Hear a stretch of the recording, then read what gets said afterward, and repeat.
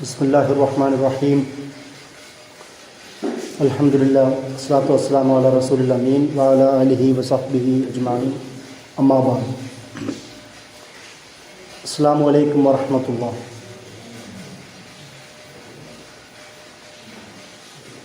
മലബാർ സമരം ചരിത്ര വർത്തമാനങ്ങൾ എന്ന വിഷയത്തിലാണ് നമ്മൾ സംസാരിക്കുന്നത്. ഒരു നൂറ്റാണ്ടിൻ്റെ പഴക്കമുള്ള കേരളീയ മുസ്ലിങ്ങളുടെ സമരത്തിൻ്റെ പോരാട്ടങ്ങളുടെ ചരിത്ര പാരമ്പര്യമുള്ള നിമിഷങ്ങളിലാണ് നമ്മളിപ്പോൾ ഉള്ളത്. ഈ പോരാട്ടത്തിന് പൊതുവെ ഇപ്പോൾ സംഘപരിവാർ ശക്തികൾ മതഭ്രാന്തെന്നും തീവ്രവാദമെന്നും ഭീകരത എന്നൊക്കെ പേര് പറഞ്ഞുകൊണ്ട് ഇതിൽ പങ്കെടുത്ത നേതൃത്വം കൊടുത്ത മഹാന്മാരായ മാപ്പിള പോരാളികളുടെ പേരുകൾ എടുത്ത് കളയുന്ന ഒരു വർത്തമാനവും കൂടിയാണ് നമ്മൾ ഇപ്പോൾ കേട്ടുകൊണ്ടിരിക്കുന്നത്.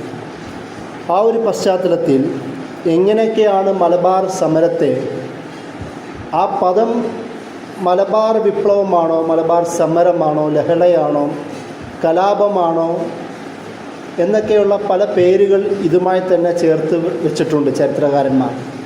അതിനെക്കുറിച്ചും കൂടി ഒരു ബോധം നമുക്കുണ്ടാവേണ്ടതുണ്ട്. നിങ്ങൾ ചരിത്രം നോക്കുകയാണെങ്കിൽ പ്രധാനമായും കാണാൻ കഴിയുന്ന ഈ പദപ്രയോഗങ്ങളാണ്. ചിലർ അതിനെ ലഹള, കലാപം, മതഭ്രാന്ത്, തീവ്രവാദം, നിർബന്ധിത മതപരിവർത്തനത്തിലുള്ള ഘട്ടം എന്നൊക്കെ, ഫനാറ്റിസം എന്നൊക്കെ ഇംഗ്ലീഷിലൊക്കെ പല രീതിയിൽ ഉപയോഗിക്കുന്നത് നമുക്ക് കാണുവാൻ കഴിയും. ഇത് ഈ പദം ഉണ്ടാവുന്നത്, അല്ലെങ്കിൽ ആ ഒരു ചരിത്രഘട്ടത്തെ ഏകദേശം 1915 മുതൽ, അല്ലെങ്കിൽ 900 മുതൽ, പിന്നീട് 1921 ഏകദേശം വാരിൻകുന്നത്ത് കുഞ്ഞഹമ്മദ് ഹാജിയുടെ ഷഹാദത്ത് വരെയുള്ള കാലഘട്ടം വരെയെങ്കിലും ആ ഒരു കാലഘട്ടത്തെ ലഹളയെന്നും അതുപോലെ ഈ പറയുന്ന മതഭ്രാന്ത് എന്നൊക്കെ വിളിക്കുമ്പോൾ അത് ആരാണ് ആ പദം ഉണ്ടാക്കിയത് എന്നുള്ളൊരു ധാരണ നമുക്ക് ഉണ്ടാവേണ്ടത് അനിവാര്യമാണ്. കൊളോണിയൽ ചരിത്രരചന, മാപ്പിള മുസ്ലിങ്ങളുടെ അല്ലെങ്കിൽ മലബാർ ചരിത്രരചനയിൽ വ്യത്യസ്ത രീതിയിലുള്ള ചരിത്രരചനകളുണ്ട്. അതിലൊന്ന് കൊളോണിയൽ ചരിത്രരചനയാണ്. ബ്രിട്ടീഷുകാർ അവരെ ഏൽപ്പിച്ച ഹിച്ച്കോക്ക് അടക്കമുള്ള, ഇവാൻസ് അടക്കമുള്ള, വില്യം ലോഗൻ അടക്കമുള്ള പ്രധാനപ്പെട്ട ബ്രിട്ടീഷുകാർ തന്നെ നിയമിച്ച ചരിത്രകാരന്മാർ അല്ലെങ്കിൽ അവിടുത്തെ ഓഫീസേഴ്സ് അവരെഴുതിയ സംഭവങ്ങളുടെ റിപ്പോർട്ടുകൾ പിന്നീട് ലോകത്തിലുള്ള പല ഇംഗ്ലീഷ് പത്രമാധ്യമങ്ങളും അതുപോലെ തന്നെ നാഷണൽ ലെവലുള്ള പത്രമാധ്യമങ്ങളും കോൺഗ്രസിൻ്റെ തന്നെ നേതാക്കളും ദേശീയ നേതാക്കളടക്കം ഈ വർത്തമാനങ്ങൾ എടുക്കുകയും അതിനെ ഒരു ലഹളയായിട്ടും മതഭ്രാന്തായിട്ടും കലാപമായും ചിത്രീകരിക്കുന്ന ഒരു വായന മലബാർ സമരവുമായി ചേർന്നിട്ടുണ്ട്. അതാണ് ഒന്നാമത്തെ ഒരു രീതി. രണ്ടാമത്തത് ഒരു ബ്രാഹ്മണിക്കൽ ഹിസ്റ്റോറിക്കൽ നരേറ്റീവ്സാണ്. സ്വാഭാവികമായും ഇന്ത്യയിലെ ഒരു സാമൂഹിക പശ്ചാത്തലത്തിൽ ബ്രാഹ്മണന്മാർക്കുണ്ടാവുന്ന അല്ലെങ്കിൽ ഹിന്ദു സമുദായത്തിലെ മേൽത്തട്ടുകാർക്കുണ്ടാവുന്ന ആ അധികാരത്തിൽ അവരിലുള്ള വിദ്യാസമ്പന്നരായ ആൾക്കാർ അവർ തന്നെ എഴുത്തുകാരായി മാറുന്ന, അവർ തന്നെയും ഇന്ത്യയുടെ ചരിത്രത്തെ കുറിച്ചു വെക്കുന്ന ആൾക്കാരായി മാറിയ സന്ദർഭത്തിൽ ഈ മാപ്പിള മുസ്ലിങ്ങളുടെ അധിനിവേശ വിരുദ്ധമാവട്ടെ, ജന്മിത്ത കുടിയാൻ വിരുദ്ധ സമരമാവട്ടെ, അതൊരു ഇന്ത്യൻ നാഷണൽ സ്ട്രഗിളിന് വേണ്ടിയുള്ള സമരമാവട്ടെ, എന്തു തന്നെയാണെങ്കിലും അതിനെ ഒരു ഹിന്ദു മുസ്ലിം വർണ്ണം കൊടുക്കുകയും അതിനുശേഷം അതൊരു മതഭ്രാന്താക്കുകയും അവർ നേരത്തെ മാധവൻ നായരുടെ പേര് പറഞ്ഞു. മാധവൻ നായരുടെ മലബാർ കലാപം എന്ന് പറയുന്ന രചന ഏകദേശം മലബാർ സമരത്തെ ഏറ്റവും കൂടുതൽ വളച്ചൊടിച്ച ചരിത്രരചന കൂടിയാണ്. അതുപോലുള്ള വേറെയും ആൾക്കാർ ഇദ്ദേഹത്തിൻ്റെ തന്നെ രചനകൾ, ഈ മാധവൻ നായർ KPSSന്റെ അധ്യക്ഷനായിരുന്നു, ദേശീയ നേതാവും കൂടിയായിരുന്നു. സ്വാഭാവികമായും ഇങ്ങനെയുള്ളവരുടെ വായനകൾ ഇന്ത്യൻ നാഷണൽ കോൺഗ്രസിൻ്റെ നേതാക്കന്മാർ, ഗാന്ധിജി അടക്കമുള്ള നേതാക്കന്മാരിലേക്ക് എത്തുകയും ഗാന്ധിജി അടക്കമുള്ള ആൾക്കാർ മലബാർ ലഹളയെ മതഭ്രാന്തെന്നും അല്ലെങ്കിൽ ഗാന്ധിജി മുന്നോട്ട് വെച്ച ഹിംസയ്ക്ക് എതിരെ സംസാരിച്ചത് എന്നതുകൊണ്ട്, അഹിംസ സ്വീകരിച്ചത് കൊണ്ടും, ആ ഹിംസ സ്വീകരിച്ചതിൽ മുസ്ലിങ്ങളാണ് മുന്നിട്ട് നിന്നതുകൊണ്ടും അതൊക്കെ ഒരു ഹിന്ദു വിരുദ്ധ സമീപനമായും ഗാന്ധിജി അടക്കമുള്ള നാഷണൽ കോൺഗ്രസ് നേതാക്കന്മാർ പോലും കണ്ടു. അത് പിന്നീട് ഒരു ചരിത്ര വായനയായി രൂപപ്പെട്ടു. അങ്ങനെ അതുകൊണ്ട് തന്നെ അതൊരു മുസ്ലിം ഹിന്ദു സംഘടനകളുടെ, കലാപങ്ങളുടെ, നിർബന്ധിത പരിവർത്തനങ്ങളുടെ കാലഘട്ടമായി മാറി. അങ്ങനെയാണ് രണ്ടാമത്തെ ചരിത്ര വായന ഉണ്ടായത്. മൂന്നാമതാണ് KP കേശവൻ മേനോൻ അടക്കമുള്ള, നാരായണ മേനോൻ അടക്കമുള്ള രണ്ട് മൊയ്ത് മൗലവിമാരും അദ്ദേഹവും അബ്ദുറഹ്മാൻ സാഹിബ് അടക്കമുള്ള പ്രാദേശിക ദേശീയ നേതാക്കന്മാരുടെ വളരെ യാഥാർത്ഥ്യബോധത്തോടുള്ള മലബാർ സമരത്തിൻ്റെ വായന. അത് ഇപ്പോൾ നമ്മൾ കരുതുന്ന പോലെ തന്നെ, വിശ്വസിക്കുന്ന പോലെ തന്നെ, മനസ്സിലാക്കുന്ന പോലെ തന്നെ അത് പലവിധ പ്രവണതകളുമുള്ള, പലവിധ മാനങ്ങളുമുള്ള ഒരു സമരമായിരുന്നു എന്ന് അവർ എഴുതി വെച്ചു. അതുകൊണ്ട് തന്നെയാണ് പിന്നീട് ഇപ്പോൾ നമ്മൾ നേരത്തെ പറഞ്ഞതുപോലെ ബ്രാഹ്മണിക്കൽ ഹിസ്റ്റോറിക്കൽ നരേറ്റീവ്സ് ആവട്ടെ, കൊളോണിയൽ ഹിസ്റ്റോറിക്കൽ നരേറ്റീവ്സ് ആവട്ടെ, ഇതിനെയൊക്കെ റദ്ദ് ചെയ്യാൻ പറ്റുന്ന തരത്തിലുള്ള ചരിത്രരചന ഉള്ളത് ഈ നാരായണ മേനോൻ്റെയും മൊയ്ത് മൗലവിയുടെയും വക്കം അബ്ദുൽ ഖാദർ മൗലവിയുള്ള അന്നത്തെയുള്ള നാഷണൽ പ്രാദേശിക ദേശീയ നേതാക്കന്മാരുടെ സംഭാവനകളാണ്. ഈ തരത്തിലുള്ള ഹിസ്റ്റോറിക്കൽ വായനയുടെ ഫലമായിട്ടാണ് നമ്മൾ പലവിധ ടെർമിനോളജികൾ, ലഹളയെന്നും കലാപമെന്നും സമരമെന്നും വിപ്ലവമെന്നുമുള്ള പേരുകൾ, ആ പേരുകൾ എടുത്ത് തന്നെ ആൾക്കാർ ചർച്ച ചെയ്യാനുള്ള പ്രധാനപ്പെട്ട കാരണം. നിങ്ങൾ മാധവൻ നായരുടെ രചനകൾ തന്നെ എടുത്ത് നോക്കിയാൽ കാണാൻ കഴിയും. വാരിൻകുന്നത് കുഞ്ഞഹമ്മദ് ഹാജിയും ആലി മുസ്ലിയാനെയൊക്കെ വളരെ അപമര്യാദയോടുകൂടി മാത്രമേ അദ്ദേഹം പരാമർശിച്ചിട്ടുള്ളൂ. അതേസമയം തന്നെ ബ്രിട്ടീഷ് രാജിനെ വളരെ ആദരപൂർവ്വം സായിപ്പെന്നും മദാമയെന്നും സാറെന്നും സർക്കാരെന്നും ഒക്കെ വളരെ ആദരപൂർവ്വം പരാമർശിക്കുന്ന രചനകളാണ് മാധവൻ നായരുടെ രചനകളുള്ളത്. എന്നാൽ ബ്രഹ്മദത്തൻ നമ്പൂതിരിപ്പാടിൻ്റെ രചനകളിൽ ഖിലാഫത്ത് സ്മരണകളെന്ന് പറയുന്ന രചനകൾ ഏറ്റവും നന്നായി ആധികാരികമായി ആ ഒരു കാലഘട്ടത്തെ മനസ്സിലാക്കാൻ പറ്റുന്ന രചനയാണ്. കാരണം മുസ്ലിം അല്ലാത്ത ഒരു ചരിത്രകാരൻ നിലനിന്നത് കൊണ്ട് തന്നെ അദ്ദേഹത്തിൻ്റെ രചനകളെ ഉപയോഗിച്ചുകൊണ്ട് മാധവൻ നായരെ പോലുള്ള ബ്രാഹ്മണിക്കൽ ഹിസ്റ്റോറിയൻസിനെ നമുക്ക് തള്ളിക്കളയാൻ പറ്റുമെന്നുള്ളൊരു വസ്തുതയും കൂടി ഈ ഒരു വിഷയത്തിൽ ഞാൻ പ്രത്യേകം പരാമർശിക്കുകയാണ്. ഇങ്ങനെ വിവിധ വായനകളാണ് ഈ മലബാർ സമരവുമായി നമ്മുടെ മുമ്പിലുള്ളത്. അതുകൊണ്ട് തന്നെ ലഹളയെന്നുപയോഗിക്കുമ്പോൾ മുസ്ലിങ്ങൾ ആർക്കോ എതിരെ നടത്തിയ കുറേ ലഹളകൾ, കലാപങ്ങൾ, രക്തച്ചൊരിച്ചിലുകൾ, നിർബന്ധിത മതപരിവർത്തനങ്ങൾ എന്ന് മാത്രം ഒതുങ്ങുന്ന ഒരു ചർച്ചയായിരിക്കും ലഹള എന്നുള്ള പദത്തിലേക്ക് നമ്മൾ ചേർക്കുമ്പോൾ ഉണ്ടാകുക. അതിന് റെബല്യൻ എന്നോ കലാപമെന്നോ ഒക്കെ മറ്റ് പദം വരുമ്പോൾ അവിടെയും മുസ്ലിം പോക്കറ്റുള്ള, പ്രീഡോമിനൻ്റ്ലി മുസ്ലിം ശക്തി കേന്ദ്രിതമായൊരു ഭാഗത്ത് നിന്ന് അവരുടെ നേതൃത്വത്തിൽ ബാക്കിയുള്ളവർക്ക് നടത്തുന്ന ഒരു കലാപവുമായും കൂടി ചിത്രീകരിക്കുന്ന ഒരു സാഹചര്യം കൂടിയുണ്ട്. ഇങ്ങനെ നമ്മൾ ഉപയോഗിക്കുന്ന പദങ്ങളിൽ പോലും സൂക്ഷ്മമായി കൈകാര്യം ചെയ്യേണ്ടതുണ്ട് എന്നാണ് ഞാൻ പറഞ്ഞതിൻ്റെ അർത്ഥം. ഇനി മറ്റൊന്ന്, ഈ ഒരു വിഷയത്തിൽ ഏതൊക്കെ തരത്തിലാണ് യഥാർത്ഥത്തിൽ മലബാർ സമരത്തെ അല്ലെങ്കിൽ ആ റവല്യൂഷനെ, ആ ഒരു കാലഘട്ടത്തിൽ നടന്ന വിപ്ലവത്തെ എങ്ങനെയാണ് നമ്മൾ കാണേണ്ടത്, ഏതൊക്കെ മാനങ്ങളാണ് അതിനുണ്ടായത് എന്നും കൂടി നമ്മൾ മനസ്സിലാക്കേണ്ടതുണ്ട്. സ്വാഭാവികമായും അതിന് ഒരു ആൻറ്റി ബ്രിട്ടീഷ് എലമെൻ്റുണ്ട്. സാമ്രാജ്യത്വ വിരുദ്ധ, അധിനിവേശ വിരുദ്ധ പോരാട്ടത്തിൻ്റെ പശ്ചാത്തലം അതിനുണ്ട്. അതുകൊണ്ട് തന്നെയാണ് അതിൽ ഹിന്ദു മുസ്ലിം പങ്കാളിത്തം ഒരുപോലെ ഉണ്ടാവുന്നത്. അതുപോലെ തന്നെ അതിനൊരു നാഷണൽ സ്ട്രഗിൾ, ദേശീയ സ്വാതന്ത്ര്യ സമരവുമായി ബന്ധപ്പെട്ട ഒരു എലമെൻറ്റ് അതിൻ്റെ കൂടെയുണ്ട്. അതുകൊണ്ട് തന്നെയാണ് ഗാന്ധി അടക്കമുള്ള, അലി സഹോദരന്മാരടക്കമുള്ള, ആസാദിൻ്റെ അടക്കമുള്ള ഫത്വകളൊക്കെയും കേരളത്തിലേക്ക് ട്രാൻസ്ലേറ്റ് ചെയ്യപ്പെട്ട് അതൊരു നാഷണൽ സ്ട്രഗിളിൻ്റെ ഭാഗമാക്കി മാറ്റിയത്. മറ്റൊന്ന്, അതിന് ഖിലാഫത്ത് മൂവ്മെൻറ്റിൻ്റെ പശ്ചാത്തലവും കൂടിയുണ്ട്. ഈ വിവിധ മാനങ്ങളെല്ലാം ഒരുപാട് പോയിൻ്റുകളുള്ള, ഒരുപാട് ചർച്ചകളുള്ള വിഷയങ്ങളാണ്. അതായത് ഞാൻ ആദ്യം പറഞ്ഞതുപോലെ ആൻറ്റി ഇമ്പീരിയൽ സ്ട്രഗിളിൻ്റെ ഭാഗം കേരളത്തിൻ്റെ മുസ്ലിങ്ങളുടെ ചരിത്രം തന്നെ നിങ്ങൾ എടുത്തു നോക്കുക. അത് കേരളത്തിലെ മുസ്ലിങ്ങൾ അധിനിവേശ വിരുദ്ധ സമര പോരാട്ടം തുടങ്ങുന്നത് 1900-കളിലെ പശ്ചാത്തലത്തിലൊന്നുമല്ല. അതിനു മുമ്പേ തന്നെ നമ്മൾ ഇന്ത്യയിലെ ഒന്നാമത്തെ സ്വാതന്ത്ര്യ സമരമായി പറയുന്നത് 1857-ലെ സ്വാതന്ത്ര്യ സമരത്തെക്കുറിച്ചിട്ടാണ്. പക്ഷേ അതിനു മുമ്പേ തന്നെ കേരളത്തിലെ മുസ്ലിങ്ങൾ കേരളത്തിലെ പണ്ഡിതന്മാരുടെ നേതൃത്വത്തിൽ അധിനിവേശ വിരുദ്ധ പോരാട്ടം നടത്തിയ ചരിത്രം നമ്മുടെ മുമ്പിലുണ്ട്. അത് ഷേഖ് സൈനുദ്ദീൻ മഖ്ദൂം ഒന്നാമൻ്റെ നേതൃത്വത്തിൽ പോർച്ചുഗീസ് സൈന്യം ഇവിടെ വരുന്നത്, അതിന് വഴിയൊരുക്കി കൊടുത്തത് നമുക്കറിയാം വാസ്കോഡ ഗാമയാണ്. 1492-98 പശ്ചാത്തലത്തിലാണ് വാസ്കോഡ ഗാമ കാപ്പാടെത്തുന്നത്. ആ എത്തിയത് ഒരു വെറും യാത്രികനായിട്ട് മാത്രമായിരുന്നില്ല. അദ്ദേഹം വരുന്നത് പോർച്ചുഗലിൽ നിന്നാണ്. ആ പോർച്ചുഗലിൻ്റെ ചരിത്ര പശ്ചാത്തലവും കൂടി നമ്മൾ അറിയണം. 1492 ഗ്രാനഡയുടെ അവിടുത്തെ അവസാനത്തെ ഭരണാധികാരിയായ അബു അബ്ദുല്ലയെ മാറ്റിക്കൊണ്ട് ഇസബെല്ലയും ഫെർഡിനാൻഡും കൂടി ഗ്രാനഡ പിടിച്ചടക്കുകയും അവിടെ റീകോൺക്വസ്റ്റ എന്ന പേരിൽ, അതായത് വീണ്ടും പിടിച്ചെടുക്കുക എന്ന പേരിൽ ക്രിസ്തീയവൽക്കരണം നടക്കുന്ന ഒരു പശ്ചാത്തലവും കൂടി ഉണ്ടാകുന്നത് ഈ സ്പാനിഷ് ഭരണ ചരിത്രത്തിലെ പ്രധാനപ്പെട്ട ഒരു ഏടാണ്.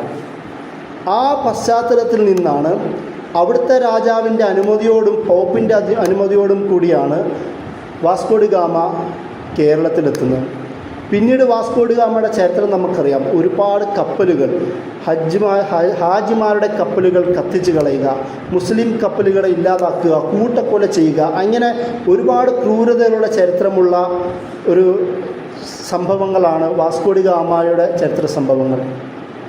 അതിനുശേഷമാണ് അദ്ദേഹമാണ് പോർച്ചുഗീസ് സൈന്യത്തെ കേരളത്തിലേക്ക്, ഇന്ത്യയിലേക്ക്, പ്രത്യേകിച്ച് കേരളത്തിലേക്ക് വഴിയൊരുക്കി കൊടുക്കുന്നത്. അങ്ങനെ ആദ്യത്തെ ഒരു അധിനിവേശ സൈന്യം എന്ന നിലയിൽ പോർച്ചുഗീസ് വരുന്നു.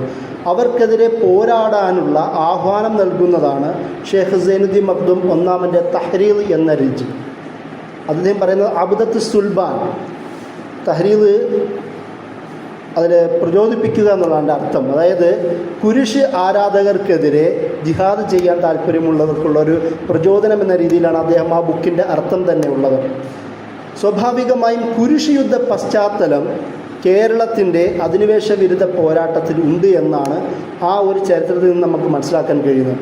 അതിനുശേഷം അദ്ദേഹത്തിൻ്റെ മകൻ ഷേഖ് അബ്ദുൽ അസീസും അദ്ദേഹത്തിൻ്റെ മകൻ, അതായത് പേരക്കുട്ടി ഷേഖ് സൈനുദ്ദീൻ മഖ്ദൂം രണ്ടാമനും തുഹ്ഫത്തുൽ മുജാഹിദീൻ എന്ന രചന എഴുതുന്നു. അദ്ദേഹത്തിൻ്റെ കാലഘട്ടത്തിലും ഇതേ പോർച്ചുഗീസ് സൈന്യത്തോടു കൂടിയായിരുന്നു അദ്ദേഹത്തിനും നേരിടാനുള്ളത്. തുഹ്ഫത്തുൽ മുജാഹിദീൻ എന്ന് വെച്ചാൽ പോർത്തുഗാൽക്കെതിരെയുള്ള, അതായത് പോർച്ചുഗീസ്ക്കെതിരെ യുദ്ധം ചെയ്യുന്ന മുജാഹിദുകൾക്കുള്ള സമ്മാനമെന്നാണ് തുഹ്ഫത്തുൽ മുജാഹിദീൻ എന്ന് പറയുന്ന ബുക്കിൻ്റെ തന്നെ അർത്ഥം. അപ്പോൾ ഈ ഒരു സാമ്രാജ്യത്വ വിരുദ്ധ, അധിനിവേശ വിരുദ്ധ പോരാട്ട ചരിത്രം പ്രത്യേകിച്ച് കേരളീയ മുസ്ലിങ്ങൾക്കുണ്ട് എന്നാണ് ഈ ഒരു സാമ്രാജ്യ വിരുദ്ധ ചരിത്രത്തെക്കുറിച്ച് പറയുമ്പോൾ നമ്മൾ മനസ്സിലാക്കേണ്ടത്. അതിനുശേഷവും ഖാദി മുഹമ്മദും ഉമർ ഖാദിയും മമ്പുറം തങ്ങന്മാരുടെ ചരിത്രവും, ആദ്യം മഖ്ദൂം കുടുംബങ്ങൾക്ക് ശേഷം പിന്നീട് മമ്പുറം തങ്ങന്മാരുടെ ചരിത്രത്തിലേക്ക് വരുമ്പോൾ ബാലവി തങ്ങളും അദ്ദേഹത്തിൻ്റെ മകൻ സയ്യിദ് ഫസൽ പൂക്കോയ തങ്ങളും, ഈ രണ്ടുപേരുടെ ചരിത്രത്തിലേക്ക് വരുമ്പോൾ ബ്രിട്ടീഷ് ഇമ്പീരിയലിസമാണ് കേരളത്തിൽ സ്വാധീനം ചെലുത്തുന്നത്. അതിൻ്റെ പേരിലാണ് ചേരൂർ ചിന്ത് എന്നറിയപ്പെടുന്ന ചേരൂരിൽ ഒരു ചെറിയ യുദ്ധം പോലും ഉണ്ടാകുന്നത്. മമ്പുറം തങ്ങളുടെ ആശീർവാദത്തോടു കൂടിയാണ് ആ യുദ്ധത്തിൻ്റെ പശ്ചാത്തലം പോലും ഒരുങ്ങുന്നത്. അതിനുശേഷമാണ് സയ്യിദ് ഫസൽ പൂക്കോയ തങ്ങളെ ബ്രിട്ടീഷ് വിരുദ്ധ സമീപനം സ്വീകരിക്കുന്നു എന്ന പേരിൽ അദ്ദേഹത്തെ അറേബ്യയിലേക്ക് നാടുകടത്തുന്നത്. അവസാനം അദ്ദേഹം എത്തിപ്പെടുന്നത് സുൽത്താൻ അബ്ദുൽ ഹമീദ് സെക്കൻഡിൻ്റെ ദർബാറിലേക്കും അവിടെ പിന്നീട് ഫസൽ പാഷ എന്ന പേരിൽ അവിടെ അദ്ദേഹത്തിൻ്റെ പ്രധാനപ്പെട്ട വസീറായും പൊളിറ്റിക്കൽ അഡ്വൈസറായും അങ്ങനെ അവസാനം അവിടെ അദ്ദേഹം മരണമടയുകയാണ് ചെയ്യുന്നത്.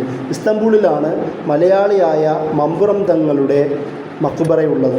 അത് ആ ഒരു യാത്ര മലയാളിയായ ഒരു പ്രധാനപ്പെട്ട പണ്ഡിതൻ്റെ സാമ്രാജ്യത്വ വിരുദ്ധ പോരാട്ടത്തിൻ്റെ അടയാളവും കൂടിയാണ്.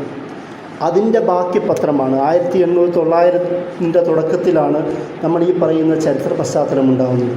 സ്വാഭാവികമായും ആദ്യം നമ്മൾ പറയുന്നത് പോലെ എല്ലാം സായുധപരമായ ഒരു സമരമായിരുന്നില്ല.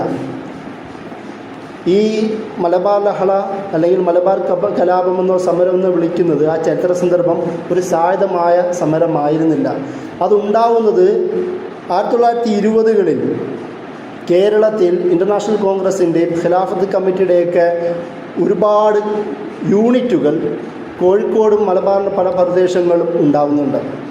ആ ഒരു സമയത്തൊന്നും ഇതൊരു സമരമായോ സായുധ സമരമായി മാറുന്നില്ല. അതുപോലെ തന്നെ ഇൻ്റർനാഷണൽ കോൺഗ്രസിൻ്റെ യൂണിറ്റുകളും ഒരു സമരത്തിൻ്റെ ഭാഗമായ യൂണിറ്റുകളും ഈ ഭാഗത്ത് തന്നെ ഉണ്ടാവുന്നുണ്ട്. കാരണം ഇൻ്റർനാഷണൽ കോൺഗ്രസിൻ്റെ ഒരു സമരമുഖമായിരുന്നു ഖിലാഫത്ത്. അതിനെക്കുറിച്ച് ഞാൻ പിന്നീട് വിശദീകരിക്കാം. അപ്പോൾ ഈ യൂണിറ്റുകളൊക്കെ ഉണ്ടാവുന്നത് 1920കളിലാണ്. 1921 ആ ഒരു കാലഘട്ടം വരെയും വളരെ സമാധാനപരമായ പ്രക്ഷോഭങ്ങളിലൂടെയും സമരങ്ങളിലൂടെയുമായിരുന്നു പോയിക്കൊണ്ടിരുന്നത്. അന്ന് വാരിൻകുന്നത്ത് കുഞ്ഞഹമ്മദ് ഹാജിയും ആലി മുസ്ലിയാരും കോൺഗ്രസ് നേതാക്കളും കൂടിയായിരുന്നു.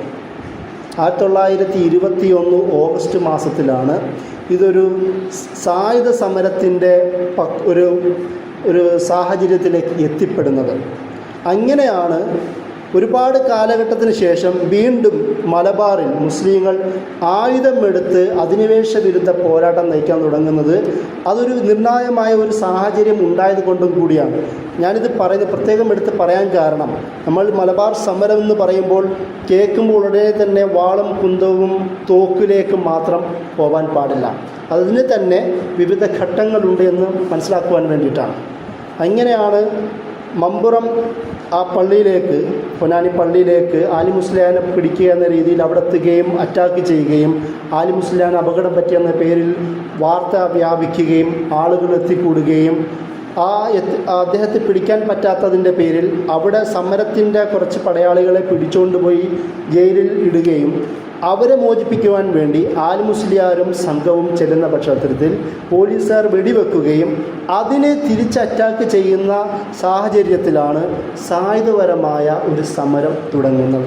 അതായത് മുസ്ലിങ്ങളല്ല അതിന് തുടക്കമിട്ടത് എന്ന് പറയാൻ വേണ്ടിയിട്ടാണ് ഞാൻ ഇതിൻ്റെ ഒരു റൂട്ട് പറഞ്ഞത്. പിന്നീടാണ് സ്വാഭാവികമായും അതിൻ്റെ സ്ഥിതിഗതി മാറുന്നത്. ബ്രിട്ടീഷുകാർക്ക് നമുക്കറിയാം പണ്ട് മുതലേ ഡിവൈഡ് ആൻഡ് റൂൾ എന്ന സമീപനം പോലെ തന്നെ വളരെ മുസ്ലിങ്ങൾക്കിടയിൽ തന്നെ കൂടുതൽ സങ്കീർണമായ സാഹചര്യം ഉണ്ടാക്കിയിട്ട് അവരെ അടിച്ചമർത്താനുള്ള ഒരു വഴി തുറക്കുകയും ചെയ്യുക എന്നത് ഒരു കൊളോണിയൽ ഐഡിയയും കൂടിയാണ്. അതിൻ്റെ ഭാഗമായി തന്നെ അവർ വേറെയും ചില പരിപാടികൾ ചെയ്തിരുന്നു. 1992 മുസ്ലിങ്ങൾക്കിടയിൽ മാപ്പിള റൈഫിൾസ് എന്ന് പറഞ്ഞ പേരിൽ ഒരു ആർമി ഉണ്ടാക്കി. അതായത് ഈ ആർമി എപ്പോഴൊക്കെ ബ്രിട്ടീഷ് സാമ്രാജ്യം തദ്ദേശീയരായ ആൾക്കാരെ കൊണ്ട് ആർമി ഉണ്ടാക്കുന്നോ അതിൻ്റെയൊക്കെ പുറകിൽ ഒരു പ്രധാനപ്പെട്ട ലക്ഷ്യമുണ്ടാവും. അവരെ തന്നെ നല്ല മുസ്ലിങ്ങളാക്കി മാറ്റുക. അതായത് ഇൻവെർട്ടഡ് മനസ്സിലാക്കേണ്ട അനുസരണയുള്ള കീഴ്വണങ്ങുന്ന മുസ്ലിങ്ങളാക്കി മാറ്റുക എന്നുള്ള അർത്ഥത്തിൽ. അത് മാത്രമല്ല, ഇനി അവിടെ ആരെങ്കിലും പ്രശ്നമുണ്ടാക്കുകയാണെങ്കിൽ ഇതേ മുസ്ലിങ്ങളെ കൊണ്ട് തന്നെ ബാക്കിയുള്ളവരെ അടിച്ചമർത്താം എന്നുള്ള അർത്ഥത്തിലാണ് 1992 ഈ മാപ്പിള റൈഫിൾസ് ഉണ്ടാക്കുന്നത്. അത് പക്ഷേ 97 അവർക്ക് ഉപേക്ഷിക്കേണ്ടി വന്നു. ഇങ്ങനെയുമുള്ള വിവിധ തരത്തിലുള്ള ഡിവൈഡ് ആൻഡ് റൂൾ എന്ന് പറയുന്ന ആശയം പോലെ തന്നെ, അതുപോലെ തന്നെ മുസ്ലിങ്ങൾക്കിടയിൽ സംഘർഷമുണ്ടാക്കാനുള്ള സാഹചര്യം ഉണ്ടാക്കുക, ആ സാഹചര്യത്തിൽ മുസ്ലിങ്ങളെ അടിച്ചമർത്താനുള്ള വഴി കണ്ടെത്തുക എന്നതുപോലെ തന്നെ മുസ്ലിങ്ങൾക്കിടയിൽ അവരെ അടിച്ചമർത്തുവാൻ അവരിൽ തന്നെ ആർമി രൂപപ്പെടുത്തുക എന്ന രീതിയിലുള്ള വിവിധ മാർഗങ്ങൾ ബ്രിട്ടീഷ് സൈന്യം, ആർമി, കൊളോണിയൽ ആർമി അന്ന് ഉപയോഗിച്ചിരുന്നു എന്നും കൂടി നമ്മൾ മനസ്സിലാക്കണം. ഈ ഒരു സാഹചര്യത്തിലാണ് മലബാർ സമരം എത്രത്തോളം പ്രാധാന്യം നിറഞ്ഞതാണ് എന്ന് നമുക്ക് മനസ്സിലാക്കാൻ കഴിയുക. വെറും ഒരു സമരം തുടങ്ങുക, അത് അവസാനം അവർ അടിച്ചമർത്തുക എന്നത് മാത്രമല്ല, ഈ ഇടയിൽ ഒരുപാട് ചരിത്ര സന്ദർഭങ്ങളും കൂടി ചേർത്ത് നമ്മൾ വായിക്കേണ്ടതുണ്ട്. ഇതുകൊണ്ടാണ് ഒരു അധിനിവേശ വിരുദ്ധ പോരാട്ടം എന്ന നിലയിൽ നമ്മൾ അതിനെ കാണുന്നത്. മറ്റൊരു പ്രധാനപ്പെട്ട മാനമാണ് ഖിലാഫത്ത് മൂവ്മെൻറ്റ്.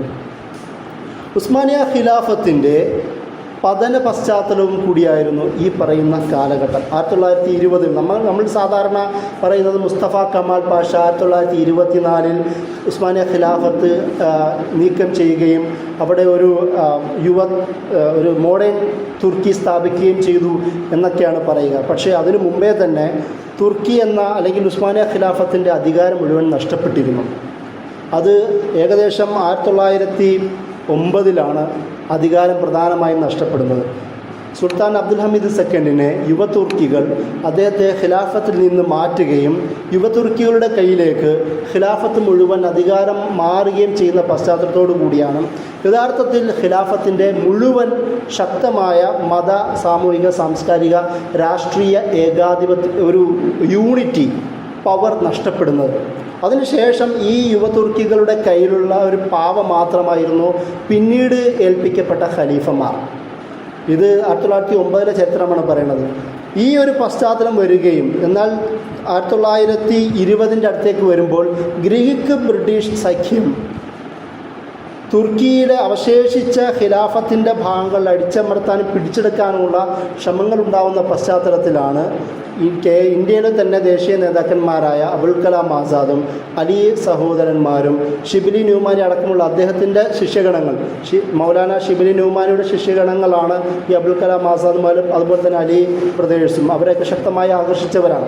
ഇവരെല്ലാം തന്നെയും ഖിലാഫത്തിൻ്റെ ഒരു വീണ്ടെടുപ്പ് അനിവാര്യമാണെന്നുള്ള ചിന്ത മുന്നോട്ട് വെക്കുകയും 1919 ആ ചിന്ത ബോംബെയിലാണ് മുന്നോട്ട് വെക്കുന്നത്. പക്ഷേ ആലോചിക്കേണ്ടതുണ്ട്, 1919 ഖിലാഫത്ത് സമരം തുടങ്ങണമെന്ന ചർച്ച ബോംബെയിൽ ഉണ്ടാവുന്നതെങ്കിൽ ഖിലാഫത്ത് സമരത്തെക്കുറിച്ച് ഏറ്റവും രക്തരൂക്ഷിതമായ സംഭവങ്ങൾ ഉണ്ടാവുന്നത് ഇങ്ങ് ഡൗൺ സൗത്തിലെ കേരളത്തിലാണ്. അതിൻ്റെ അർത്ഥം കേരളത്തിലെ മുസ്ലിങ്ങൾ, മലബാർ മുസ്ലിങ്ങൾ പ്രത്യേകിച്ച് അത്രത്തോളം ഈ ഒരു വിഷയത്തെ നെഞ്ചോട് ഏറ്റെടുത്തു എന്നുള്ളതാണ്. അങ്ങനെയാണ് 1920-കളിൽ ഗാന്ധിയും അലി പ്രത്യേകിച്ച് ഷൗക്കത്ത് അലി, മൗലാന ഷൗക്കത്ത് അലിയൊക്കെ ഗാന്ധി ബീച്ചിൽ വരികയും അദ്ദേഹത്തിൻ്റെ പ്രധാനമായ ഒരു ഫത്വ തന്നെ ഉണ്ട്, വലിയ പ്രഭാഷണമുണ്ട്. ആ പ്രഭാഷണത്തിൽ അദ്ദേഹം പറയുന്നത് ബ്രിട്ടീഷുകാർക്കെതിരെ ബ്രിട്ടീഷുകാരോട് യാതൊരുവിധ ബന്ധങ്ങളും നമുക്കില്ല, അത് ഹറാമാണ്. അദ്ദേഹത്തിൻ്റെ ഫത്വകൾ അത് പിന്നീട് ട്രാൻസ്ലേറ്റ് ചെയ്ത് പബ്ലിഷ് ചെയ്ത് വിതരണം ചെയ്തിരുന്നു. അതുപോലെ തന്നെ അബുൽ കലാം ആസാദിൻ്റെ അദ്ദേഹത്തിൻ്റെ തർക്കി മുവാലാത്ത് എന്ന് പറയുന്ന ഒരു ഫത്വ, അതായത് ബഹിഷ്കരണത്തിന് വേണ്ടിയിട്ടുള്ള ഫത്വ, ഒരു തരത്തിലുമുള്ള ബന്ധം ബ്രിട്ടീഷ് സാമ്രാജ്യമായിട്ടും അവരോട് പങ്കുചേരുന്നവരുമായിട്ടുമില്ല. അവരുടെ ഓഫീസുകൾ ജോലി ചെയ്യാൻ പാടില്ല, അവരുമായി യാതൊരുവിധ ഒരു സഹകരണം പാടില്ല. നിസ്സഹകരണം പ്രസ്ഥാനം ഗാന്ധി തുടങ്ങുമ്പോൾ അതിനൊരു മതകീയ ഫത്വകളിലൂടെ അബുൽ കലാം ആസാദും ബാക്കിയുള്ള മുസ്ലിം പണ്ഡിതന്മാരും മുസ്ലിങ്ങളെ ഉത്തേജിപ്പിക്കുകയും കൂടി ചെയ്തിരുന്നു. ഇതിൻ്റെയൊക്കെ ഫലമായിട്ടാണ് 1920-കളിൽ ഏകദേശം 2-3 മാസങ്ങൾക്കുള്ളിൽ തന്നെ മലബാറിൽ 200-ലധികം ഖിലാഫത്ത് കമ്മിറ്റി യൂണിറ്റുകൾ ഉണ്ടായി എന്നുള്ളതാണ്. 200-ലധികം, അത്രത്തോളം വ്യാപിക്കുകയാണ് ചെയ്തത്. ഇത് എങ്ങനെയാണ് ഈ ഒരു സമരത്തിലേക്ക് മുസ്ലിങ്ങൾ എത്തുന്നത്? ഞാൻ നേരത്തെ പറഞ്ഞത് ആദ്യ പോയിന്റ് ഞാൻ പറഞ്ഞിരുന്നല്ലോ, അതായത് മുസ്ലിങ്ങൾക്ക് നൂറ്റാണ്ടുകളുടെ ചരിത്ര പാരമ്പര്യമുണ്ട്. തങ്ങളുടെ ഭൂമിയിലേക്ക് അധിനിവേശം ചെയ്യാൻ വരുന്നവരെ തുരത്തി ഓടിക്കുന്ന ചരിത്രം ഇന്നൊന്നും തുടങ്ങിയതല്ല. അതുകൊണ്ട് തന്നെ തർക്കി മുവാലാത്ത് പോലുള്ള അബുൽ കലാം ആസാദിൻ്റെയും മൗലാന ഷൗക്കത്ത് അലിയുടെയും ഗാന്ധിജിയുടെയും അടക്കമുള്ള ഡിമാൻഡുകൾ പെട്ടെന്ന് കേരള മുസ്ലിങ്ങൾ സ്വീകരിക്കുകയാണ് ചെയ്തത്. ഇതിൻ്റെ കൂടെ ഒരു കാര്യം കൂടി പ്രത്യേകം പറയേണ്ടതുണ്ട്. സാധാരണ നമ്മൾ തെക്കൻ ഭാഗക്കാർക്ക് മലബാർ ലഹള അല്ലെങ്കിൽ വിപ്ലവം എന്ന് പറയുമ്പോൾ നമ്മളുടെ ഒരു പങ്ക് എന്ത് എന്ന് പറയുന്ന ഒരു ചോദ്യം കൂടി ഉണ്ടാവാറുണ്ട്. നമ്മൾ ആലോചിക്കേണ്ടത് മലബാർ സമര പശ്ചാത്തലത്തിൽ തെക്കൻ കേരള മുസ്ലിങ്ങളുടെ പങ്ക് ഇൻ്റലക്ച്വലി ആയിരുന്നു. ഒരുപാട് പ്രസിദ്ധീകരണങ്ങൾ തെക്കൻ കേരള മുസ്ലിങ്ങൾ പബ്ലിഷ് ചെയ്തു. പ്രത്യേകിച്ച് തൃശ്ശൂർ, കൊച്ചി, എറണാകുളം, ആലപ്പുഴ, കൊല്ലം, വർക്കല അടക്കമുള്ള ഇവിടുന്ന് അങ്ങോട്ട്, അവിടെ നിന്ന് മധ്യ കേരളമുള്ള അങ്ങോട്ട് അവസാനം വരെയുള്ള ഭാഗങ്ങൾ വിവിധ പണ്ഡിതന്മാർ ഒരുപാട് പത്രപ്രസിദ്ധീകരണങ്ങൾ ഇറക്കി. അന്ന് ഖിലാഫത്തിൽ നടന്നുകൊണ്ടിരുന്ന സംഭവങ്ങളെ അപ് ടു ഡേറ്റ് വർത്തമാനം അവരാൽ കഴിയുന്ന വിധം കേരള മുസ്ലിങ്ങൾക്ക് എത്തിക്കുവാൻ ഈ തെക്കൻ കേരള മുസ്ലിം പണ്ഡിതന്മാരും ബുദ്ധിജീവികളും ശ്രമിച്ചു. അപ്പോൾ ഒരുപോലെ ഇവിടെ തെക്കൻ കേരള മുസ്ലിങ്ങൾ അതിനൊരു ഭൗതികമായ സഹായം ചെയ്തെങ്കിൽ വടക്കൻ കേരളത്തിലെ മലബാറി മുസ്ലിങ്ങൾ ശരീരം പണയം വെച്ചുകൊണ്ട് തന്നെ അവിടുത്തെ ഒരു ആൻറ്റി ബ്രിട്ടീഷ് മൂവ്മെൻറ്റിൻ്റെ ഭാഗമായി അവർ പ്രവർത്തിക്കുകയാണ് ചെയ്തത്. ഈ ഒരു തരത്തിൽ കേരളീയ മുസ്ലിങ്ങൾ മുഴുവനും ഒരുപോലെ, മലബാർ, തെക്കൻ കേരളം, മലബാർ എന്നുള്ള വ്യത്യാസം ഭേദമന്യേ എല്ലാവരും ഒരുപോലെ ഈ ഒരു സമരത്തോട് ചേർന്ന് പ്രവർത്തിച്ചതായും നമുക്ക് കാണുവാൻ കഴിയും. ഇതുപോലെ മറ്റൊരു പ്രധാനപ്പെട്ട മാനമാണ് ജന്മി കുടിയാൻ വ്യവസ്ഥ. സ്വാഭാവികമായും ഇന്ത്യയിലെ പ്രത്യേകിച്ച് കേരളത്തിലെ മുസ്ലിങ്ങൾ നമ്മളുടെയൊക്കെ ഒരു ചരിത്രം നോക്കുകയാണെങ്കിൽ ഏതെങ്കിലും ഒരു ഹിന്ദു കുടുംബത്തിലേക്കായിരിക്കും നമ്മൾ ബന്ധപ്പെട്ടിട്ടുണ്ടാവുക. അവിടെ നിന്നുള്ള മതപരിവർത്തനത്തിനും കൂടിയാവാം. എന്തുകൊണ്ടാണ് ഇത്രയും അധികം മതപരിവർത്തനം ഉണ്ടാവുന്നത്? അതിന് ഉത്തരം കാണാൻ പറ്റുന്നത് ഈ ജാതി അടിമ വ്യവസ്ഥയിലേക്കും ജന്മി കുടിയാൻ വ്യവസ്ഥയിലേക്കുമുള്ള അതിൻ്റെ ചരിത്രം തന്നെ നോക്കുമ്പോൾ നമുക്കറിയാം അവിടുന്നാണ് മുസ്ലിങ്ങളുടെ ആധിക്യമുണ്ടെന്ന്, അവിടുന്നാണ് മുസ്ലിങ്ങൾ രൂപപ്പെടുന്നത്. അതായത് ഇന്ത്യയിൽ തന്നെ 1800 അവസാനം ബ്രിട്ടീഷ് രാജന് അടിമത്തം നിരോധിക്കുന്നുണ്ട്. അപ്പോൾ നിരോധിച്ചിട്ടുണ്ടെങ്കിൽ പോലും ജന്മി കുടിയാൻ വ്യവസ്ഥ മലബാറിൽ പ്രത്യേകിച്ച് ശക്തമായിരുന്ന സാഹചര്യത്തിൽ അവിടുത്തെ ജനങ്ങൾ ഉത്തരം കണ്ടത് ഇസ്ലാമിലേക്കായിരുന്നു. ഇതിൻ്റെ ഒരു പ്രധാനപ്പെട്ട പോയിന്റ് കൂടെ മനസ്സിലാക്കേണ്ടത്, ക്രിസ്ത്യാനിറ്റിയിലേക്ക് പോകുമ്പോൾ അപ്പോഴും അവരുടെ ഒരു സാമൂഹിക സ്ട്രാറ്റ, ഒരു വ്യവസ്ഥ മാറുന്നില്ല. ദലിത് ക്രിസ്ത്യാനായി ജീവിക്കേണ്ടി വരും. പക്ഷേ ഇസ്ലാമിലേക്ക് വരുന്നതോടുകൂടി മുമ്പ് എന്തൊക്കെ ടൈറ്റിലുകൾ അവൻ്റെ ജീവിതത്തിൽ ഉണ്ടായിരുന്നോ അതൊക്കെ ഇല്ലാതാവുകയും ഇത്രയും കാലം ആരുടെ മുന്നിലായിരുന്നോ റാൻ മൂളിയേണ്ടിയിരുന്നത് അവരുടെ മുന്നിൽ നെഞ്ചുയർത്തി സംസാരിക്കാൻ പറ്റുന്ന സാഹചര്യം ഇവിടുത്തെ ഇസ്ലാം, ഇവിടുത്തെ ജന്മിക്കുടി ഈ അടിയാന്മാർക്കും അടിമകൾക്കും അവർ തുറന്നു കൊടുത്തു. അതുകൊണ്ട് തന്നെ ഈ ഒരു പ്രശ്നം, ഇസ്ലാമിലേക്കുള്ള വരവ്, അതുപോലെ തന്നെ കുടിയാന്മാരായ മുസ്ലിങ്ങളും നോൺ മുസ്ലിങ്ങളും അടക്കമുള്ള ആൾക്കാരോട് മുസ്ലിങ്ങളും ഹിന്ദുക്കളുമായ ജന്മിമാരുടെ ക്രൂരതകളും, ഈ ഒരു പശ്ചാത്തലവും കൂടി ഈ മലബാർ സമര പശ്ചാത്തലത്തിൽ, അതുകൊണ്ടാണ് ഇടതുപക്ഷ വീക്ഷണപ്രകാരം അതൊരു കാർഷിക വിപ്ലവമായിരുന്നു എന്നുള്ളൊരു നിരീക്ഷണം അവർ മുന്നോട്ട് വെക്കുന്നത്. കാരണം ജന്മി കുടിയാന്മാർ, ജന്മികളുടെ മേധാവിത്വത്തിനെതിരെ, അവരുടെ ഈ കാസ്റ്റ് മേധാവിത്വത്തിനെതിരെ ഇവർ നടത്തിയ ഒരു പടയോട്ടവും സമരവും പ്രക്ഷോഭവുമായിരുന്നു ഈ മലബാർ സമരം എന്നൊരു വീക്ഷണമാണ് അവർ മുന്നോട്ട് വെക്കുന്നത്. അതിന് കുറച്ചും കൂടി മുന്നോട്ട് കടന്ന് കെ എൻ പണിക്കർ അടക്കമുള്ള ആൾക്കാർ പറഞ്ഞു, ഈ ജന്മിവിരുദ്ധ സമരമാണ്, എന്നാൽ പോലും അതിൻ്റെ കൂടെ മുസ്ലിം പണ്ഡിതന്മാരുടെ ഒരു റോളും കൂടി ഉണ്ട് എന്ന് പറഞ്ഞു. അതിലൊരു പ്രശ്നമുണ്ട്. കെ എൻ പണിക്കർ പറഞ്ഞത് മുസ്ലിം പണ്ഡിതന്മാരുടെ റോളുണ്ടെന്ന് പറയുമ്പോൾ ശരി, നമ്മൾ പറയും ശരിയാണ്. പക്ഷെ അവരത് പറഞ്ഞു വെച്ചത് മുസ്ലിം പണ്ഡിതന്മാർ അവരത് ഉപയോഗിക്കുകയായിരുന്നു. അതായത് ഈ ഈ കുടിയാന്മാർക്കും അടിമകൾക്കും താഴേക്കിടയിലുള്ള മുസ്ലിങ്ങൾക്കും ഹിന്ദുക്കൾക്കും അടക്കം അവർക്ക് സ്വന്തമായ ഒരു ശബ്ദമില്ല. ആ ശബ്ദം ഉണ്ടാക്കി കൊടുത്തത് പണ്ഡിതന്മാരാണ്. എന്തുകൊണ്ടാണ്? കാരണം അധികാരം നിലനിർത്താൻ പണ്ഡിതന്മാർ ആഗ്രഹിക്കുന്നു എന്നതുകൊണ്ടാണ്. അതിൻ്റെ പേരിലാണ് ഈ പണ്ഡിതന്മാരെ ഈ കെ എൻ പണിക്കർ അടക്കമുള്ള കുറച്ചും കൂടി ലിബറലായ ലെഫ്റ്റ് ചരിത്രകാരന്മാർ വീക്ഷിച്ചത്. പക്ഷേ എങ്ങനെയാണ് യഥാർത്ഥത്തിൽ ഉണ്ടായത്? നമ്മുടെ ഒരു കാഴ്ചപ്പാട് നോക്കുമ്പോൾ ഇതെല്ലാ വശങ്ങളുമുണ്ട്. അതിൽ സാമ്രാജ്യത്വ വിരുദ്ധ പോരാട്ടമുണ്ട്. മുസ്ലിങ്ങൾക്ക് അതിന് പണ്ട് മുതലേ ചരിത്രമുണ്ട്. അതുപോലെ തന്നെ ജന്മി കുടിയാൻ വിരുദ്ധ സമരം, ആ ബൈനറികൾക്കപ്പുറം ജന്മികൾക്കെതിരെ, അത് ഹിന്ദു ആവട്ടെ മുസ്ലിം ആവട്ടെ, അവർക്കെതിരെ പോരാടിയ ചരിത്രം അതും കൂടിയുള്ളതാണ്. അതുപോലെ തന്നെ ഒരു ഇന്ത്യൻ സ്വാതന്ത്ര്യ സമരത്തിൻ്റെ പശ്ചാത്തലം അതിനുണ്ട്. ഖിലാഫത്ത് മൂവ്മെൻറ്റിൻ്റെ പശ്ചാത്തലം അതിനുണ്ട്. ഇങ്ങനെ നിരവധി മാനങ്ങളുള്ള ഏതെങ്കിലും ഒരു വിഷയത്തിലേക്ക് മാത്രം ഒതുക്കാൻ പറ്റുന്ന സംഭവമല്ല മലബാർ സമരം എന്ന് നമ്മൾ മനസ്സിലാക്കേണ്ടതുണ്ട്. കാരണം അങ്ങനെ ഒതുക്കുമ്പോൾ നമ്മൾ ഒരുപാട് ചരിത്രത്തെ തേച്ച് മായ്ച്ച് കളയുകയാണ് ആ ഒരു വായനയിൽ കൂടി സംഭവിക്കുക. അപ്പം അതുകൊണ്ട് എല്ലാ വായനകളെയും ഒരുമിച്ച് വെച്ചുകൊണ്ടുള്ള അന്നത്തെ ഒരു സാമൂഹിക പരിസ്ഥിതിയെ ഒരുമിച്ച് വായിക്കുവാൻ, ഒന്നിച്ചു വെച്ച് വായിക്കുവാൻ നമുക്ക് കഴിയണമെന്നാണ് ഞാൻ പറഞ്ഞതിൻ്റെ ചുരുക്കം. അതിനുശേഷം നമ്മൾ മലബാർ സമര പശ്ചാത്തലത്തിൽ എന്താണ് നടന്നത് എന്നും കൂടി അറിയേണ്ടതുണ്ട്. ഞാൻ നേരത്തെ പറഞ്ഞിരുന്നല്ലോ, അങ്ങനെ ആ പോലീസ് സ്റ്റേഷൻ ആക്രമിക്കുകയും അവിടുന്ന് ആൾക്കാരെ രക്ഷപ്പെടുത്തിയെടുക്കുകയും അവസാനം അതൊരു തുടക്കമായി മാറുകയും പിന്നീട് ഓഗസ്റ്റിന് ശേഷം 1922 വരെ വാരിൻകുന്നത്ത് കുഞ്ഞഹമ്മദ് ഹാജിയുടെയും ആലി മുസ്ലിയാരുടെയും നേതൃത്വത്തിൽ മലയാള രാജ്യം എന്ന പേരിൽ ഒരു 6 മാസത്തേക്ക് വള്ളുവനാട്, ഏണാട് ഭാഗത്തെ ആ പ്രദേശങ്ങൾ, പൊന്നാനി അടക്കമുള്ള അവിടുന്ന് ഇങ്ങോട്ട് നീങ്ങി പെരിന്തൽമണ്ണയുടെ ചില ഭാഗങ്ങളെല്ലാം കൂടെ ചേർന്ന് കൊണ്ടിട്ടുള്ള ഒരു ഭാഗങ്ങൾ അദ്ദേഹം 6 മാസക്കാലം ഭരിക്കുകയുണ്ടായി. ഈ ഭരണത്തിൻ്റെ ഒരു പ്രത്യേകതയും കൂടിയുണ്ട്. അത് ചരിത്രത്തിൽ ചിലർ രേഖപ്പെടുത്തുന്നത് ഖിലാഫത്ത് എന്നുള്ളതാണ്. നമ്മൾ ശ്രദ്ധിക്കേണ്ടതുണ്ട്. അത് ഖിലാഫത്ത് സമരങ്ങളോ അതുപോലെ തന്നെ മൊയ്ദ് മൗലവിയോ അല്ലെങ്കിൽ വാരിൻകുന്നത്തോ കുഞ്ഞഹമ്മദ് ഹാജിയോ അടക്കം ആരും ഈ ഒരു കാലഘട്ടത്തെ, അദ്ദേഹത്തിൻ്റെ ഭരണകാലത്തെ ഖിലാഫത്ത് എന്നുള്ള പദം സ്വീകരിച്ചിട്ടില്ല. അവരതിനെ മലയാള രാജ്യം എന്നുള്ള പദമാണ് സ്വീകരിച്ചത്. കാരണം ഖിലാഫത്ത് എന്നുള്ള പദം കൊടുക്കുമ്പോൾ അതിനൊരു മതകീയ വർണ്ണം കൊടുക്കുകയാണ് ആ ചരിത്രവായന. പദത്തിന് പ്രശ്നമുണ്ട് എന്നല്ല പറഞ്ഞു വരുന്നത്, ആ ചരിത്രവായനയ്ക്ക് പ്രശ്നമുണ്ട് എന്നാണ് പറയുന്നത്. ആ ഖിലാഫത്ത് എന്നുള്ള പദമാണ്, ഖിലാഫത്ത് രാജ്യമായിരുന്നു ഇവർ ഉണ്ടാക്കിയത് എന്ന് പറയുമ്പോൾ അതിനൊരു മതകീയ മാനമാണ് ഈ ചരിത്രകാരന്മാർ കൊടുക്കാൻ ഉദ്ദേശിക്കുന്നത്. അതുകൊണ്ട് തന്നെയാണ് ഞാൻ പറഞ്ഞത്, ഇവർ രൂപീകരിച്ച ഈ 6 മാസക്കാലത്തെ ഭരണ സംവിധാനത്തിന് അവരിട്ട പേര് മലയാള രാജ്യം എന്നായിരുന്നു. എന്നിട്ട് അദ്ദേഹം എന്തൊക്കെ പരിഷ്കാരങ്ങളാണ് ചെയ്തത്? അവിടെ ജന്മി കുടിയാൻ സകലവിധ അസമത്വങ്ങളെയും ഇല്ലാതാക്കി. അതുപോലെ തന്നെ അവർക്ക് ഒരു പാസ്പോർട്ട് എന്ന രീതിയിൽ ഈ ഒരു ഏരിയയ്ക്ക് പുറത്തേക്ക് പോകാൻ പാസ്പോർട്ട് സംവിധാനമുണ്ടാക്കി, ഭക്ഷണ സംവിധാനങ്ങളുണ്ടാക്കി, ഹിന്ദുക്കൾക്ക് ജന്മിമാരായ ഹിന്ദുക്കൾക്ക് പ്രൊട്ടക്ഷൻ ഉണ്ടാക്കി കൊടുത്തു. ഒരു ബാങ്ക് അറ്റാക്ക് ചെയ്ത ചില മുസ്ലിങ്ങൾ പണം അപഹരിച്ചപ്പോൾ ആ പൈസ തിരിച്ചു കൊടുത്തു വാരിൻകുന്നത്ത് കുഞ്ഞഹമ്മദ് ഹാജി. ആ ഒരു പശ്ചാത്തലത്തിലാണ് ഗാന്ധി അടക്കമുള്ള ആൾക്കാർക്ക് ഞാൻ നേരത്തെ പറഞ്ഞതുപോലെ തെറ്റിദ്ധാരണയുണ്ടായത്. ചില അനിഷ്ട സംഭവങ്ങളുണ്ടായി.